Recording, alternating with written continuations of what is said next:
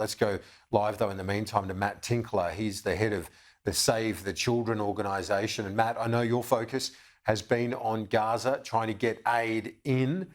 How much aid have you been able to get in through that besieged enclave in recent days? Hi, Kieran. Yeah, not much is the short answer. Save the Children managed to get one truck of supplies through in the last 24 hours. It had about 45,000 water bottles on board. But of course, this is to try and support almost 2 million people who are in desperate need of humanitarian relief. Even before this crisis escalated, remembering that 80% of Gaza's entire population relied on humanitarian support just to meet their daily existence. So it's a drop in the ocean, really, what's getting through at the moment. So, as you point out there, a clear majority of Gazans were reliant on aid. What are they living off now? Well, very little. We have 70 staff in Gaza right now. We lost contact with them over the weekend for around 24 hours. They are just trying to survive like everyone else in this context. So fuel is running out, water is running out, food is running out, energy to support incubators in maternity wards is running out. This is a humanitarian catastrophe evolving before our very eyes.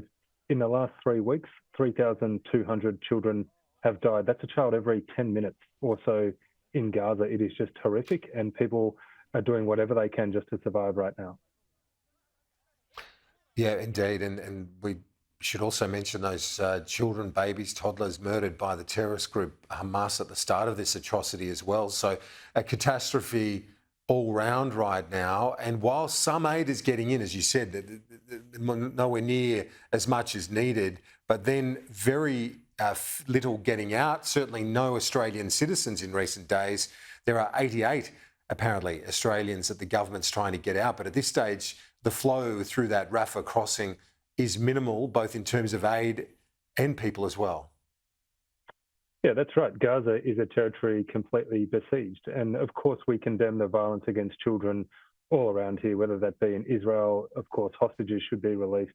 But at the moment, the predominance of destruction and death is occurring in Gaza. And yes, people are locked in. There's one border crossing with Egypt. At the moment, only very limited amounts of humanitarian supplies are going one way, and that's into Gaza. But of course, there's not much point in having materials and support available in Gaza if it can't be distributed.